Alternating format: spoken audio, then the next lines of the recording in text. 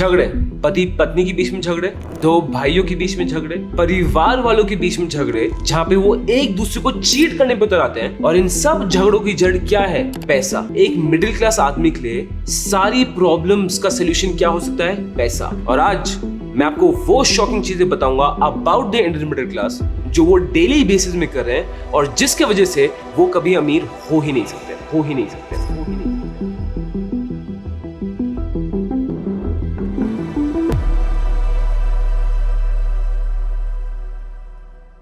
चाहे आप अभी पैसे कमा रहे हो या नहीं कमा रहे हो, इररिस्पेक्टिव ये वीडियो आपके लिए बहुत ज्यादा जरूरी होने वाला है, बिकॉज यहां मैं आपको ऐसी प्रॉब्लम्स के बारे में बताऊंगा जिसकी वजह से मिडिल क्लास शायद कभी भी रिच सेक्शन में आ ही नहीं सकता है। तो ये वीडियो अंत तक देखना बहुत जरूरी है और उससे भी ज्यादा जरूरी ये होगा कि ये वीडियो आप शेयर करिए अपने व्हाट्सएप ग्रुप में, फैमिली मेंबर के साथ, दोस्तों के साथ, भाइयों के साथ, स्पाउस के साथ, बच्चों के साथ, to make sure that they are aware of these facts. Problem number 1, inflation is a lie. अब उस शॉकिंग फैक्ट के पहले एक बार ये सुन लेते हैं कि दुनिया इन्फ्लेशन के बारे में क्या बोलती है। अगर आप इंडिया को देखेंगे तो इंडिया एक डेवलपिंग कंट्री है। डेवलपिंग कंट्री में जनरली इन्फ्लेशन ज्यादा रहता ही है और इंडिया में पिछले 20 साल से इन्फ्लेशन रहा है 6 से 7% के बीच में। इसका इतना मेजर इंपैक्ट होता है, मैं आपको इस पर्सपेक्टिव समझाता हूं। जो सामान आप 100 रुपए में खरीदते थे 2012 में, 10 साल बाद 2022 में वही सेम सामान खरीदने के लिए आपको लगेंगे 168 रुपीज। दिस इज इन्फ्लेशन, महंगाई। आसपास हर चीज महंगी होती जा रही है। ये आप डेटा देखिए। अगर मैं स्कूल्स की बात करूं फीस पर मंथ की, 2002 में एक महीने स्कूल फीस होती थी 2200 रुपए, जो 2022 में हो गई 9000 और इट इज एक्सपेक्ट कि 2032 और 10 साल आगे ये हो जाएगी 19700। एक बार इसको डाइजेस्ट करिए, आपके बच्चे की सैलरी 19700 पर मंथ। आप हायर एजुकेशन का देखिए, it would cost you 16 to 20 lakhs। Doctors consultation could cost you 1900। और पेट्रोल की बात करूं तो पेट्रोल 170 रुपए लीटर हो सकता है। ये होता है कि इन्फ्लेशन जो इनविजिबल एनिमी होता है हमारा और जिसको मिडिल क्लास लोग कभी रियलाइज ही नहीं कर पाते हैं। और ये जो हमारा इनविजिबल दुश्मन है, इसकी सबसे बड़ी स्ट्रेंथ क्या है कि इन्फ्लेशन भी टाइम के साथ कंपाउंड करता है। आप सबने वो वीडियोस देखी है। अगर आप इन्फोसिस में 90 पैसे डालते, TCS में 90 पैसे डालते, आज वो कितने पैसे हो जाते हैं। जो कंपाउंडिंग इफेक्ट सुन के हम हैरान हो जाते हैं कि इतने डाल के इतने पैसे मिल जाते हैं। वही कंपाउंडिंग इफेक्ट इन्फ्लेशन में होता है, बट डिफरेंस ये है, ये हमें पैसे देता नहीं है, हमारे पैसों को आधा कर देता है। आज से 25 साल बाद आपने सपना बनाया कि आपके पास 1 करोड़ रुपए होने चाहिए तो आप फाइनेंशियली सिक्योर हो जाएंगे। बट फैक्ट ये है 25 साल बाद आपको 1 करोड़ रुपए नहीं चाहिए, आपको चाहिए होंगे 3.38 करोड़, सो दैट आपके पास वही स्पेंडिंग कैपेसिटी है जो आज 1 करोड़ पे है। और अगर कोई इसको अचीव करना चाहता है ना, तो बैंक्स में उसको डालना पड़ेगा हर महीने 66,000, FD में डालना पड़ेगा हर महीने 42,000 और इक्विटी में डालना पड़ेगा सिर्फ 18,000। आप ये चार्ट वीडियो को पॉज करके भी दे सकते हैं। ये है जो दुनिया बोलती है इन्फ्लेशन के बारे में, बट ये सब झूठ है। अब सच्चाई को समझने के लिए एक एग्जाम्पल लेते हैं। मानते हैं एक है रवि, एक है मुकेश। रवि एक मीनियल डे वर्कर है, लेबरर कैटेगरी में आता है और बहुत कम पैसे कमाते हैं, जैसे हमारे मेड्स हो गए, सिक्योरिटी गार्ड्स हो गए, उस कैटेगरी में आते हैं। जहाँ की मुकेश एक मिडिल क्लास आदमी है और हर महीने 30 to 50,000 कमाते हैं। अब हम सबका बेसिक नेसेसिटीज क्या होती है?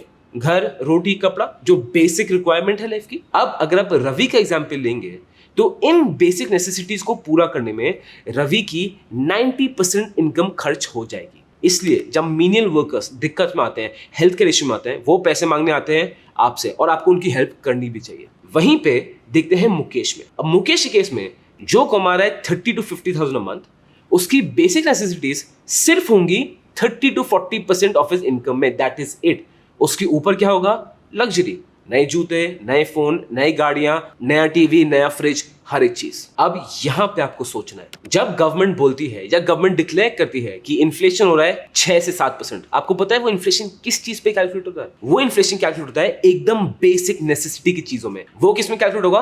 कि चावल, सबसे खराब ग्रेन का चावल कितने पैसों से बढ़ा है। कपड़े की मैं बात करूं, घर की बात करूं, एकदम रॉ नेसेसिटीज, एकदम खादी का रॉ कपड़ा, उसकी प्राइस कितनी बढ़ी है। तो जो गवर्नमेंट की फिगर्स है ना, वो उनका इन्फ्लेशन काउंट करती है, वो उनकी महंगाई काउंट करती है। तो जो गवर्नमेंट की इन्फ्लेशन फिगर्स हैं, रवि के लिए वो सच है और वो सच बनता है, बट मुकेश के लिए ये सच नहीं है। बिकॉज जो मुकेश की बेसिक नेसेसिटीज हैं, वो सिर्फ उसकी इनकम का 30-40% है, बाकी सब लग्जरी है। आप अब लग्जरी गुड्स को देखिए। 2010 तक अगर किसी के पास 10,000 से ऊपर का फोन होता था, लगता था ये आदमी बहुत अमीर है। 2010-2020 का वो टाइम आया जब लोगों ने फोन खरीदना शुरू कर दिया ऑफ अराउंड 15,000, वही रिक्वायरमेंट बच गई।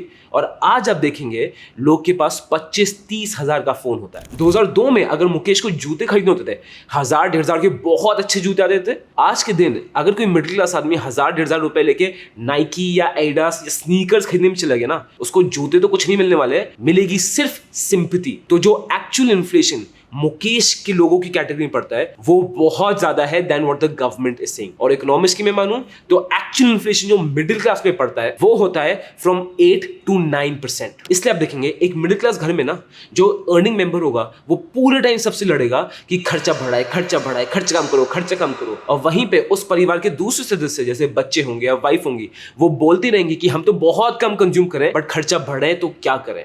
तो एक्चुअल मिडिल क्लास में इन्फ्लेशन ना इससे कहीं ज्यादा है। Problem number 2, stories that kill us. Yes, कहानियां। हिंदुस्तानियों को जो सबसे ज्यादा जिस चीज ने मारे ना वो कहानियां ही है। अब अगर आप एक इंडियन को देखोगे ना, हम बड़े इमोशनल टाइप के लोग, या तो बहुत खुश होंगे या बहुत दुखी हो जाएंगे, हमारे इमोशंस बहुत स्ट्रांग है। अब वैसे तो ये बहुत स्ट्रांग चीज है बट फाइनेंसेस में ये उल्टी मात दे देती है। कैसे? इंडियंस अपने पैसे को लेके भी ना लॉजिकली नहीं सोचते, सिर्फ इमोशनली सोचते हैं। और आप देखेंगे कितनी बार इंडियंस अपनी इन्वेस्टमेंट्स को या तो बहुत जल्दी बेच देंगे थोड़ी सी प्रॉफिट में, या लॉस मेकिंग स्टॉक्स को जिंदगी भर होल्ड करके बैठेंगे। और अगेन ये उस आदमी की गलती नहीं है, दिक्कत ये कि हमारे इंडियंस का नेचर ही ऐसा है। मैं आपको एग्जांपल देता हूं अडानी हिंडनबर्ग क्राइसिस का। फरवरी 2023 ये क्राइसिस फटी, लोग स्टॉक मार्केट्स छोड़ के भाग गए, छोड़ के अडानी खत्म, स्टॉक मार्केट खत्म, ये फ्रॉड है, वो फ्रॉड है। सिर्फ एक रिपोर्ट के बेसिस पे इतने ज्यादा इमोशंस हमारे ड्वेल कर गए, इतना नेगेटिव सेंटिमेंट हर जगह क्रिएट हो गया। उस सेंटिमेंट के चक्कर में 38 lakh people quit the stock markets. फिर उसी के बाद जब जून जुलाई हमारा मार्केट्स दोबारा उठने लग गया और अच्छा करने लग गया और अच्छा करने लग गया, तो हुआ क्या? वो जो सेंटिमेंट था चेंज हो गया, मार्केट में सब बुलिश हो गए और हमारे इमोशंस ने फोर्स किया इंडियंस को कि बस अब पैसे डाल दो, अब तो सारे पैसे स्टॉक मार्केट में डाल दो। जिसकी वजह से जून 2022 में 2.36 मिलियन डीमैट अकाउंट्स खुले और ये मई 2022 उस महीने डीमैट अकाउंट्स खुलते ना उससे भी ज्यादा है। ये होती है पावर इमोशंस की। तो मिडिल क्लास आदमी करता क्या है? एक मिडिल क्लास आदमी ना लॉजिक से पैसे नहीं डाल रहा, वो पैसे डाल रहा है सिर्फ और सिर्फ इमोशंस पे। और बात यह है कि जो बड़े ऑपरेटर्स हैं, जो मनी मैनिपुलेटर्स है ना, उन सबको पता है कि इंडियन मिडिल क्लास का नेचर कैसा है और वो इसी नेचर पे खेलते हैं। मैं आपको एग्जांपल देता हूं क्रिप्टो करेंसी का। आपको टाइम याद है 2020-2021 का, जब क्रिप्टो करेंसी ऊपर जा रहा था, आपके आसपास सब क्रिप्टो करेंसी एक्सपर्ट्स बन गए थे, सब एडवाइजर थे, सर क्रिप्टो करेंसी में पैसा डाल दीजिए। क्या कहानी बांटी गई? कहानी हमें ये बांटी गई, क्रिप्टो करेंसी ये लिमिटेड है तो इसकी वैल्यू हमेशा बढ़ती रहेगी। और वहीं पे दूसरी जगह जो देश की करेंसी है, जो सरकार प्रिंट करती है, वो तो सरकार अनलिमिटेड प्रिंट करती रहेगी। तो इस हिसाब से क्योंकि क्रिप्टो करेंसी लिमिटेड है, क्रिप्टो करेंसी अपनी वैल्यू कभी नहीं खोएगा। सच है, हम सब ने इस कहानी को मान लिया, बट सच ये भी है कि हमें किसी ने ये नहीं बताया था कि हजारों और हजारों टाइप की क्रिप्टो करेंसीज मार्केट में आ जाएंगी। तो क्रिप्टो करेंसीज लिमिटेड कैसे होंगी सर? आप ये अपने आसपास देखिएगा, कितने लोगों ने क्रिप्टो करेंसी में आपके आसपास पैसा इन्वेस्ट किया होगा। एक बार उनसे पूछेगा आपने क्रिप्टो करेंसी में पैसा क्यों डाला, इस करेंसी में ऐसा क्या था, आपको क्या दिखा है? एंड 90% आपको कुछ आंसर नहीं मिलने वाला है। क्यों? उन्होंने सिर्फ इमोशंस में आके क्रिप्टो करेंसी में एंटर कर लिया, लॉजिक नहीं था sir. Problem number 3, buying wrong financial products. अब हमारी मिडिल क्लास में ये बहुत बड़ी प्रॉब्लम है। अगर मैं सिंपल एक लाइफ इंश्योरेंस की बात करूं, आपको कौन सा इंश्योरेंस प्लान लेना चाहिए? Simple term insurance. Term insurance क्या होता है? आप उस एज तक हर साल इंश्योर को पैसे देते रहेंगे। उस टाइम फ्रेम में अगर आपको कुछ हो गया और आप नहीं रहे, आपको लाइफ इंश्योरेंस के पैसे मिल जाएंगे। अगर आपको कुछ भी नहीं हुआ, वो आपको पैसे नहीं बोलेंगे। ये एक सिंपल इंश्योरेंस प्लान है जिसमें अंडरस्टैंडिंग में कोई दिक्कत नहीं आती है और हर फाइनेंशियल एनालिस्ट, हर बड़ा इन्वेस्टर यही एडवाइस करता है। बट उसके बावजूद भी हिंदुस्तान के अर्बन एरियाज की मैं बात कर रहा हूं, 10 में से सिर्फ 3 लोगों के पास टर्म इंश्योरेंस होता है। लोग खरीदते क्या है? Endowment plans, ULIP plans. यहीं पे गलती आती है। बड़े बड़े बैंक से लोगों को कॉल आता है,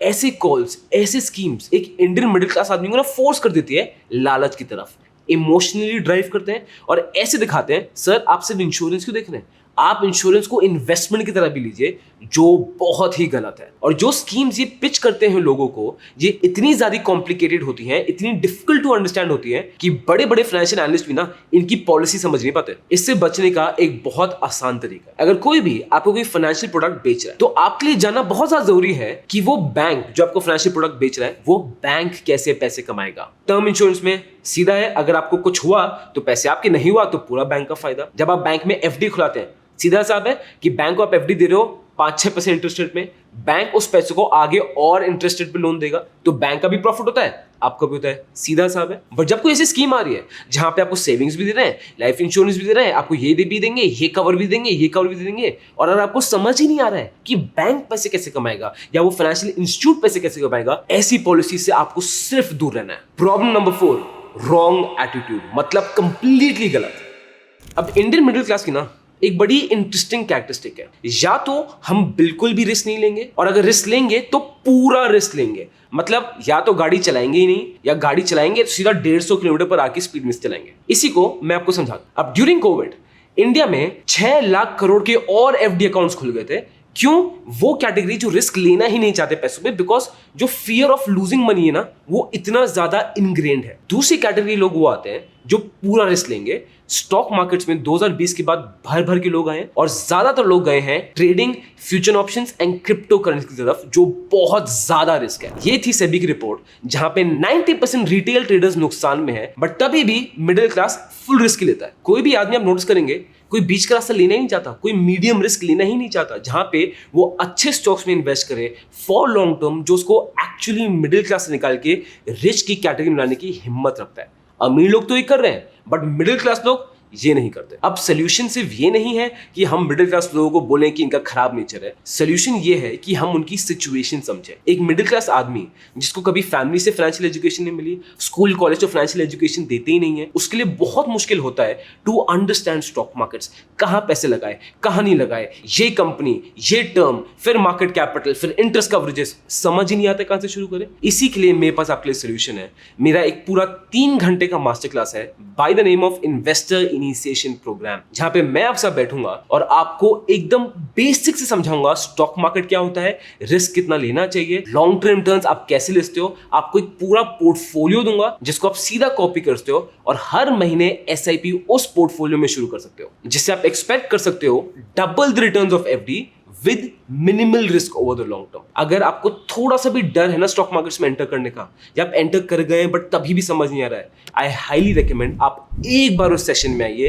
3 घंटे मुझे दीजिए, आपकी सारी की सारी problem solve with the clear action plan. Link is in the description. और यही जो नेचर है ना, या तो रिस्क लेंगे ही नहीं या पूरा रिस्क ले लेंगे, इसकी वजह से हमारे देश का मिडिल क्लास है ना, वो इंडिया की ग्रोथ का फायदा उठा ही नहीं पा रहा है। वो डालते हैं सीधा फ्यूचर ऑप्शन ट्रेडिंग में, जहां पे मेजॉरिटी ऑफ द पीपल 8-9 महीने से ज्यादा टिक ही नहीं पाते हैं। और ये मैं आपको स्टेटिस्टिकल फैक्ट बता रहा हूं। ये आप चार्ट देखिए, आप गोल्ड, एफडी और इक्विटी को कंपेयर करेंगे तो क्या रिटर्न्स में डिफरेंस आता है। शॉर्ट टर्म में मार्केट्स हमेशा वॉलेटाइल रहता है, वहीं पे आप लॉन्ग टर्म में देखेंगे तो ऊपर जाने की संभावना इतनी ज्यादा है कि ये मिनिमल रिस्क में आता है। तो मिडिल क्लास के लिए सबसे जरूरी है कि इन्वेस्ट करना शुरू करें और मीडियम रिस्क के साथ शुरू करें, एक्सट्रीम या नो रिस्क के साथ नहीं। प्रॉब्लम नंबर 5, भाड़ में गई रिटायरमेंट प्लानिंग। हैदराबाद में एक फाइनेंशियल प्लानिंग फर्म है। उस फर्म ने 2000 प्रोफेशनल्स को आइडेंटिफाई किया और उनको ट्रैक करते गए, और उन्होंने ये पाया कि उन 2000 लोगों में से 90% लोग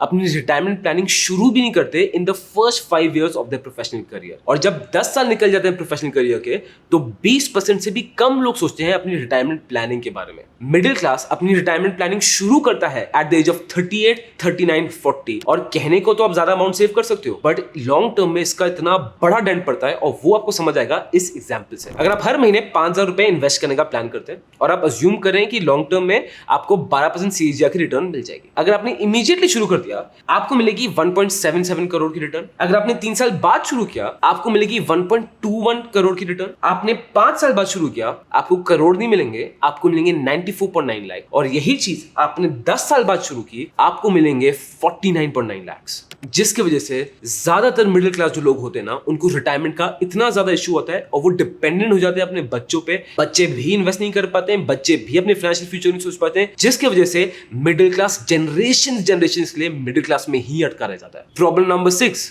लोन्स ही लोन्स।